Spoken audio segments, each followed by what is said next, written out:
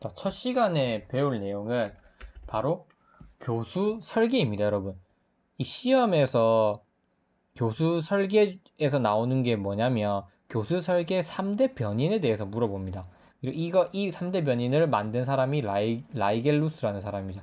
라이겔루스라는 사람입니다. 라이겔루스의 이 3대 변인을 이해하기 위해서는 우선 교수라는 단어의 정의와 교수 설계가 무엇인지에 대해서 우리가 알고 넘어가야 합니다. 교수란 무엇이냐면 여기 나와 있는 것처럼 학습자로 하여금 학습이 효과적으로 발생할 수 있도록 실시하는 의도적이고 계획적이고 미래지향적인 활동을 교수라고 한다.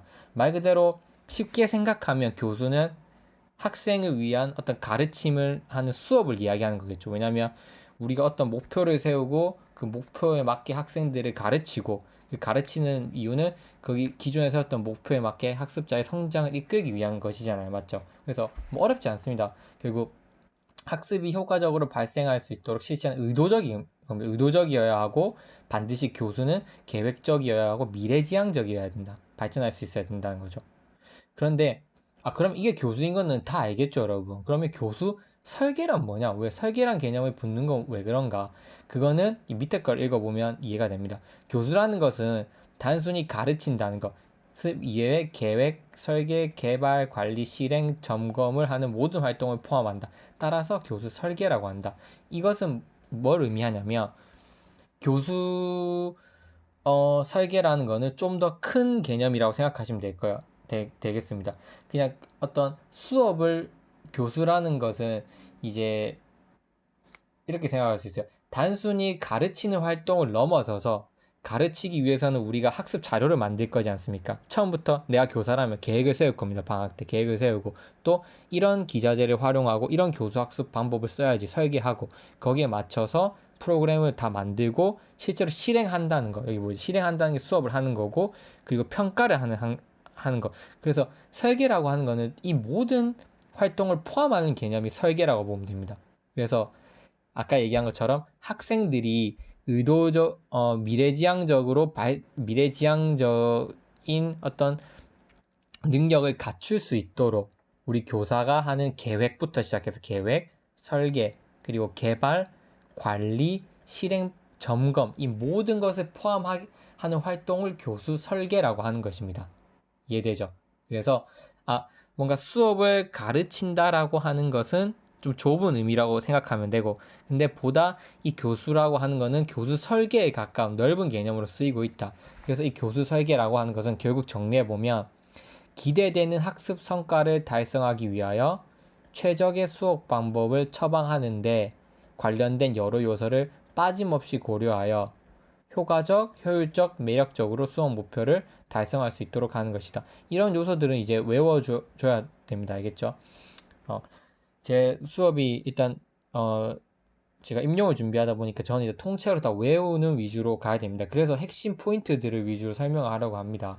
하지만 이제 이 교사 임용고시 외에도 어떤 여러 교육 공무원들을 준비한 선생님들께서도 수험생들께서도 일단 흐름을 이해하는 게 중요하기 때문에 이걸 먼저 이해하고 외우면 좀 더 도움이 될 겁니다. 그래서 일단 여기 보시는 것처럼 기대되는 학습 성과, 목적을 달성하기 위하여 교수 설계란 수업 과정을 처방하는 데 관련된 여러 요소들을 이 여러 요소들을 빠짐없이 고려한다는 게 계획하고 설계하고 개발하고 관리, 실행, 점검하는 모든 것을 이야기합니다. 하여 효과적, 그 결과가 효과적이어야 되고 효율적이어야 되고 매력적이어야 되는지까지 점검하는 것을 우리가 교수 설계라고 합니다. 이해되죠? 모든 것들을 포함하는 활동. 근데 이렇게 해서 라이겔루스는 이 교수 설계를 위해서 3대 변인이라는 것을 제시합니다. 이건 무엇이냐면 이 교수 설계를 할 때 세 가지를 고려해야 된다고 해서 3대 변인이라고 했죠. 그러니까 수업을 학생들한테 잘 하기 위해서 그리고 우리가 여러 가지 뭐 준비도 하고 평가도 하고 실제 수업도 하고 할 텐데 그때 우리가 교사가 처해진 어떤 상황을 보니까 세 가지로 나눌 수 있다는 거죠. 그 세 가지는 뭐냐면 첫 번째 조건 변인, 그 다음에 두 번째 방법 변인, 세 번째 결과 변인으로 나눌 수 있습니다. 조건 변인은 교수 설계자가 통제할 수 없는 겁니다. 일단 내가 어떤 학생들을 위해서 미래지향적인 어떤 목표를 세우고 수업 모든 걸 계획 설계할 때 내가 바꿀 수 없는 요인들이 있잖아요. 주어진 요인들 중에서 그것을 조건 변이라고 이름 붙였습니다. 조건 변이. 주어지는 것이다. 나한테. 두 번째, 방법 변이는 교수 설계자 혹은 교사의 선택 통제 가능한 것들로 결과 성취를 위한 다양한 길이라고 할 수 있다. 그래서 방법 변이는 뭐냐면 여기 학생이 일단 미래로 나아가는 거잖아요. 맞죠? 이 미래에 어떤 원하는 목표가 있을 텐데 이 목표로 나아가기 위해서 이런 방법도 쓸 수 있고 이런 방법도 쓸 수 있는 거죠. 맞죠? 그리고 혹은 이런 기자재도 쓸 수도 있고 이런 기자재를 쓸 수 있잖아요. 그래서 이 방법 변이는 우리 설계자 혹은 교사가 이렇게 우리 의도대로 조정할 수 있는 어떠한 변화 가능한 것을 방법 변이라 그럽니다. 이해되죠? 그래서 조건 변이는 통제할 수 없는 것, 방법 변이 통제할 수 있는 것, 결과 변이는 그러면 이렇게 조건 변이를 고려하고 방법 변이 이 두 개 다 고려를 하겠죠. 설계자. 그 설계자는 아마 교사가 될 거라고 생각하면 됩니다. 여러분 교사 말고도 여러 교육 프로그램을 만든 사람이 있겠지만 일단 기본적으로 교사라고 생각해 봤을 때 이런 조건 변인가 내가 받아들여야만 하는 거, 그 다음에 내가 쓸 수 있는 활용할 수 있는 어떤 방안들 이거 두 개 고려해서 학습을 하고 나면 마지막으로는 결과 변이 어떤 이 결과를 이 두 개를 고려해서 실제 어떤 실행을 하고 나면 어떤 결과가 나오겠죠. 그 결과를 세 가지 측면에서 고려를 해야 된다는 겁니다. 이 결과 변이는 뭐냐? 여러 교수 방법들이 어느 정도 효과가 있었는지 나타내는 교수 활동의 최종 산물이다. 그러니까 내가 이러한 조건 변인과 방법 변인에 의해서 무언가를 실행했을 때 이게 어떠한 효과가 있었는지 점검하는 것 기준이 바로 결과 변이라는 것이죠. 이것은 세 가지로 뒤에 나옵니다. 구체적으로 제가 좀 더 설명해 드리겠습니다. 자, 하나하나 조금 더 세부적으로 살펴보도록 하겠습니다. 아까도 말했듯이 라이겔로스의 조건 변이는 교수 설계자가 통제할 수 없는 것이라 제가 그랬죠. 첫 번째, 교수의 목적입니다. 목적은 국가에서 정해진 공통의 교수의 목적을 임의로 변경할 수 없다. 물론 세부적인 어떤 목표 자체는 교사가 어느 정도 선정해서 바꿀 수 있겠지만 국가가 공통적으로 학생을 이끌어 가려고 하는 교육 이념, 그 나라의 교육 이념이나 어떤 교육의 궁극적인 목표는 우리가 바꿀 수 없습니다. 그래서 만약에 시험에서 라이겔로스의 조건 변이를 물어본다면 제가 이렇게 잠시만 앞에 돌아갈게요. 이렇게 나오는 이유는 뭐냐면 시험에서 일단 이거를 쓰라고 할 수도 있어요. 라이겔로스의 교수 설계 3대 변이 3가지를 써라. 왜냐면 한 페이지 한 이 정도 분량을 쓰는 한 5, 600자 정도 적는 게 적당하니까 이 3가지를 그냥 단순하게 물어볼 수도 있습니다. 시험에서. 하지만 이 3가지 안에서 이거 한 가지 한 가지를 또 세부적으로 물어볼 수 있겠죠. 그래서 다음 페이지 준비한 겁니다. 조건 변인 중에서 뭐 두 가지를 적어라 혹은 3가지를 적어라 할 수 있죠. 무엇이 있는지 조건 변인이 무엇인지 적고 거기에 포함된 하위 요소 2~3가지를 적어라 이렇게 충분히 시험에 나올 수 있죠. 조건 변이는 교수 설계자가 교수 설계를 할 때 통제할 수 없는 것이다. 예를 들면 그것은 교수 목적이 있다. 이 목적이란 국가에서 정해진 어떤 공통의 교수 목적으로 우리가 임의로 변경할 수 없는 교육의 이념 혹은 최종적인 궁극적인 목표를 의미한다. 이렇게 설명하면 됩니다. 두 번째, 교과의 내용도 바꿀 수 없습니다. 교과 내용이 어떤 지식을 다루고 있으며 그 지식의 구조는 어떤 것인지. 그러니까 제가 만약 국어교사라면 국어교사에서 어떤 다루고 있는 지식적인 내용들 그거는 제가 임의로 변경해서 전달하면 안 됩니다. 수학 선생님들, 과학 선생님들 이미 다 정제되어지고 어떻게 정형화되어 있는 그 지식들을 어떻게 하면 효과적으로 전달하는 것인지가 중요한 것이죠.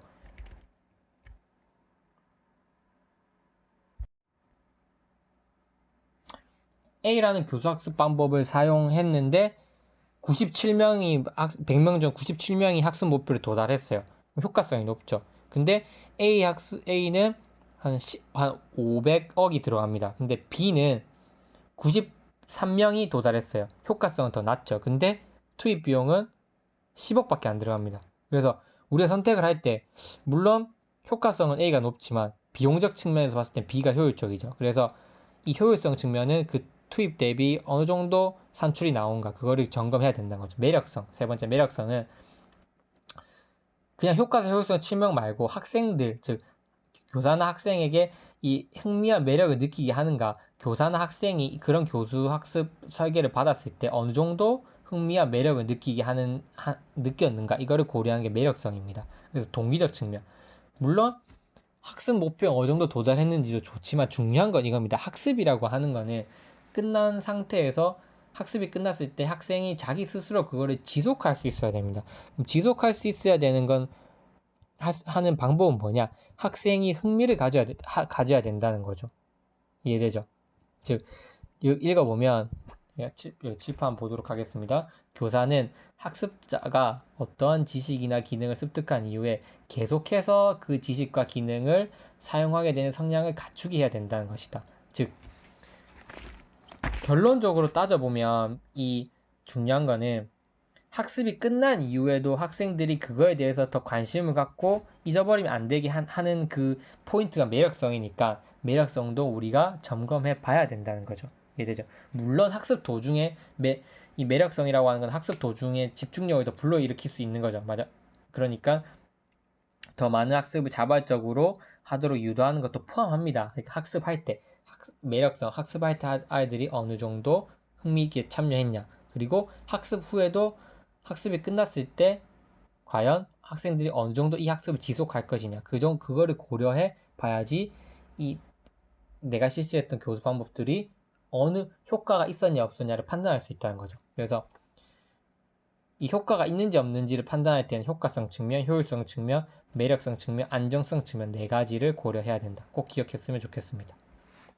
네, 이상으로 마치도록 하겠고요. 교수 설계의 3대 변이 어떤 질문이나 어떤 이 학습 자료를 받아보고 싶다면 댓글에 남겨주시면, 메일 주소나 이런 걸 남겨주시면 제가 이 학습 자료들을 정리한 내용, 더 자세하게 정리된 내용을 메일로 보내드리도록 하겠습니다. 네, 이상으로 좀 어수선했을 수 있는데 이 1강 모두 마치도록 하겠습니다. 네, 감사합니다.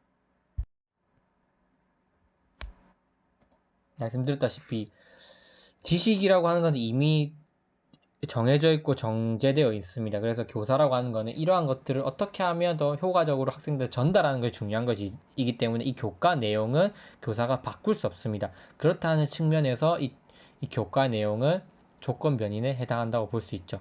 세 번째, 여러 가지 제약 조건들이 있습니다. 한번 생각해 보세요. 제가 처해 있는 어떤 교실의 환경, 학교의 환경은 어떤 시간적인 어떤 제약, 기자재 혹은 인원, 재정, 어떤 인원 혹은 그 학교에서 가지고 있는 어떤 자원들 혹은 가지고 있는 어떤 재정적인 여건들, 이런 것들은 제가 통제할 수 있는 게 아닙니다. 맞죠? 그래서 교수 설계자는 시간, 기자재, 그 다음에 학생 어떤 인원, 그리고 재정적인 측면에서 우리가 제약을 받을 수밖에 없다. 그래서 이런 여러 가지 제약 조건들도 있다. 이렇게 보시면 돼요. 마지막으로 학습자의 특성이 있습니다. 학습자 특성, 이건 뭐냐면 우리가 이제는 이 학습자 특성을 변화시키는 건 맞는데 이미 학습자 특성이 어떠어떠하다는 거는 우리가 바꿀 수 없는 거죠. 예를 들면 학생의 어떤 적성을 바꿀 수 있습니까? 바꾸기 힘듭니다. 그러니까 기본적으로 학생이 태어나면서 선천적으로 가지고 있던 흥미 혹은 학습 동기, 선수 학습 능력 같은 경우 IQ가 어느 정도인지, 물론 학습을 통해서 변화 가능하겠죠. 그런데 일단 여기서 말하고 싶은 건 뭐냐면 기존의 학습자들이 가지고 있는 어떠한 선천적인 특성 같은 경우에는 우리가 그걸 받아들인 상태에서 교수 학습을 설계해 나가야 되는 것이다. 이렇게 보는 겁니다. 라이겔루스는. 이해되죠? 그래서 이 안에서 여러분들이 적고 싶은 거를 외워서 적으면 됩니다. 만약에 조건 변이 쓰라고 했을 때.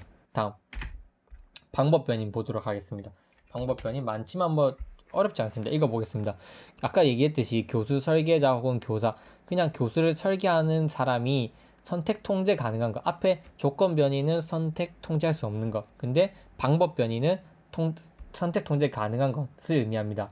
결과 성취를 위한 다양한 길. 그러니까 이런 길로 1번 길로 갈 수도 있고 2번 길로 갈 수도 있죠. 사람마다 다른 겁니다. 그 다음에 1번 기자재를 쓸 수도 있고 2번 기자재를 쓸 수도 있고, 그거는 교사의 재량에 따라 달려 있는 거죠. 그래서 그것을 우리는 뭐라 이름 붙이냐면 방법 변인이라고 이름 붙이는 겁니다. 근데 이 방법 변이는 또 세 가지로 나눠져 있습니다. 어떻게? 방법 변이에서 고려해야 될 것은 조직 전략, 전달 전략, 관리 전략 이렇게 세 가지로 나눠져 있습니다. 한번 읽어보면 교과의 내용을 그 구조와 학습자입니다. 학습자의 수준에 적합하게 조직하는 방법. 일단 우리 방법이라 했으니까 이 방법 변이에는 첫 번째 고려해야 될 게 뭐냐면 학습 내용을 조직하는 방법을 교사는 고려해야 된다는 거죠. 이해되죠? 교과의 내용을 학생에게 전달할 때 어떻게 그걸 조직할 건지를 고려하는 게 방법 변이에 포함된다는 겁니다. 근데 여기는 다시 미시 전략과 거시 전략으로 나눠져 있습니다. 이 학습 내용이 미시 전략, 그러니까 내용이 하나의 아이디어일 수도 있고 교과 내용이 여러 개의 아이디어일 수도 있습니다. 무슨 말이냐면 우리가 가르쳐야 될 내용이 어떤 하나의 아이디어라고 하는 말은 그냥 어떤 주제가 하나일 수도 있는 건데 내가 뭔가 가르치고 전달해야 될 내용들이 여러 가지 아이디어들이 겹친 좀 심화된 내용일 수도 있잖아요. 그래서 여러 개의 아이디어가 겹쳐 있는 거일 수도 있다, 주제가. 그러면 하나의 아이디어일 때 혹은 여러 개의 아이디어일 때 조직하는 전략을 어떻게 선택할 거냐, 그것을 고려해야 된다는 거죠. 어떻게 하나, 하나의 아이디어를 가르치고자 할 때는 그 아이디어에 관한 수업을 조직하는 방법으로 메릴의 내용 요소 제시 이론을 사용한다 이겁니다. 여러 개의 아이디어를 가르칠 때에는 라이글루스의 정교화 이론을 사용한다. 이게 핵심입니다. 그러니까 이 미시 전략, 거시 전략 그냥 어느 정도로 외우고 있으면 되냐면 방법 변인 안에는 학습 내용을 조직하는 방법이 있는데 그 조직할 때 어떤 내용이 단편적인 것일 수도 있고 복합적인 것일 수 있다. 그 단편적인 거일 때는 메릴의 내용 요소 제시 이론을 사용하면 되고 그 복잡한 여러 개의 아이디어일 때는 라이글러스의 정교화 이론을 사용하는 게 효과적이다. 이 정도로만 외워두시면 됩니다. 그러면 메릴의 내용 제시 이론과 라이글러스의 정교화 이론은 뭔가요? 이거는 뒤에 가서 더 세부적으로 배울 겁니다. 그래서 이런 것들을 사용하면 된다 정도만 기억하면 됩니다. 알겠죠? 그래서 조직 전략. 다시 한번 얘기하자면 조직 전략은 어떤 내용을 어떻게 전달할, 지금 어떻게 조직할 것인지, 아이디어를 어떻게 조직할 것인지, 그거를 그 중에서도 그 아이디어가 쉬운 아이디어일 수도 있고 여러 개 어려운 아이디어일 수도 있으니까 쉬운 아이디어일 때는 이 사람 거를, 어려운 아이디어일 때는 이 사람 거를 사용하는 게 효과적이다 이렇게 생각하면 되고, 그 다음에 전달 전략. 조직을 했으면 그 조직한 내용을 전달해야겠죠. 어떻게? 근데 전달은 단순히 주는 것만 생각하면 안 됩니다. 전달은 전달하고 전달된 것을 평가하고 어떻게 피드백할 것인지가 중요하다. 그래서 만약 시험에 나오면 전달 전략에 대해서 쓸 때 그냥 이렇게까지만 생각하면 잘 기억이 안 남습니다. 전달이니까 어떠한 내용을 효과적으로 조직해서 어떻게 전달하지? 여기에만 포인트를 두지 말고 전달하고 그 전달된 거를 평가하고 그것을 어떻게 피드백할 건지, 다시 피드백할 건지, 이 세 가지가 키포인트입니다. 전달 전략에서는. 알겠죠? 전달, 평가, 피드백. 그게 곧 전달 전략에 포함되는 것이다. 그리고 이 전달이라는 거에 좀 더 치중을 하고, 또 피드백도 결국 상호작용을 하는 거잖아요. 맞죠? 그리고 이 전달 전략의 핵심은 전달, 평가, 피드백 중에서 학생과 어떻게 상호작용을 잘 할 것이냐를 물어보는 것인데, 그래서 그때는 각종 매체, 그냥 다양한 교수법, 이거에 대한 연구가 필요한 거죠. 예를 들면 어떤 매체를 사용하는 것과 또 어떤 교수법을 사용할 것인지 고려하는 것이 바로 전달 전략이다. 그래서 다시 얘기하면 전달 전략, 어떻게 전달, 평가, 피드백 할 것인지 고려하고 그때는 어떤 매체를 사용할 건지 어떤 교수법을 사용할 건지를 고려해야 된다. 이게 전달 전략. 마지막 관리 전략. 관리 전략은 뭔가 이거를 이제 또 상위인지 혹은 메타인지로 볼 수 있으면 메타인지. 그러니까 내가 조직 전략과 전달 전략을 적시적소에 사용할 수 있어야 된다는 겁니다. 교수의 과정에서 조직 전략 혹은 전달 전략을 어떻게 사용할 것인지도 이것도 고려해야 된다는 거죠, 설계자는. 그러니까 어떻게 내용을 조직할 건지, 또 어떤 방법으로 전달할 건지, 그리고 어떠한 상황에서 이 조직과 전달 전략을 적절하게 융합해서 사용할 건지를 알아야 된다는 것이 바로 관리 전략입니다. 교수 과정의 어느 부분에서 어떠한 조직 전략 또는 전달 전략 요소들을 사용할 것인지를 결정하는 이 관리 전략까지 갖추어야 된다. 자, 그래서 라이겔루스의 3대 변이, 조직 전략, 전달 전략, 관리 전략으로 우리가 더 세분화시켜 볼 수 있습니다. 네, 마지막으로 결과 변이. 결과 변이는 뭐냐면 아까도 얘기했듯이 교수 방법들 내가 실행했잖아요. 그 앞에서 조건 변인가 방법 변이에 의해서 실시한 이 교수 방법들이 어느 정도 효과가 있었는지를 점검해야 되는데 그 점검 기준을 효과성 측면, 효율성 측면, 매력성 측면, 안정성 측면 이 네 가지 측면에서 그 점검을 하겠다는 겁니다. 이 세 가지는 주로 있는데 안정성 측면은 잘 안 나오죠. 이제 이걸 또 물어볼 수 있으니까 안정성 측면 먼저 하겠습니다. 안정성은 학습자가 습득한 지식 기능이 정신적 안전을 가지는 것인지 파악하는 것은 물론 도덕적, 정치적, 종교적, 신체적 위협이 없어야 된다는 거. 그러니까 종교적으로 뭔가 어찌 치우친 것은 아닌지, 정치적으로 어떤 내용이 치우쳤던 것은 아닌지 점검해야 된다는 게 안정성입니다. 그러니까 또 학습자가 이 학습 내용을 배웠을 때 정신적인 혼돈을 가져서는 안 됩니다. 알겠죠? 직접 성장을 하는 건 당연하겠지만 정신적인 어떤 안정을 가지 정신적 안정에 의해서 혼란스러운 상황은 아닌 건지 파악하고 그 다음에 이렇게 종교적으로 기울어져 있지 않은지 정치적으로 기울어져 있지 않은지 이런 것들 점검하는 걸 안정성 측면이라고 합니다. 그 다음 내가 수업했던 교수 방법들이 매력성이 이제 효과성이 있냐 효율성이 있냐 이거는 다 아시는 거라고 생각하겠지만 효과성은 목표에 어느 정도 도달했는지 파악하는 거. 그러니까 내가 이 교수 방법을 쓰고 나서 학생 100명 중에 몇 명이 내가 원하는 목표치에 도달했냐를 점검하는 게 효과성입니다. 효율성은 뭐냐? 학습 목표 도달할 때 들어가는 비용과 시간을 계산하여 투입 대비 산출이 적절했는가. 그러니까 그냥 100명 중 97명이 달성했다는 건 효과성인데 그런데 어느 정도 비용을 들여서 97명이 달성할 수 있었냐. 그거를 파악하는 게 효율성인 겁니다. 이해되죠? 그냥 비용 생각 안 하고 그냥 몇 명이 도달했느냐를 파악하는 건 효과성입니다. 100명 중 몇 명이 도달했냐. 근데 100명 중 97명이 도달했는데 이 97명이 도달할 때 들어간 비용과 시간이 어느 정도였냐 계산하는 것은 효율성입니다. 예를 들면 A라는 교수학습 방법을 사용했는데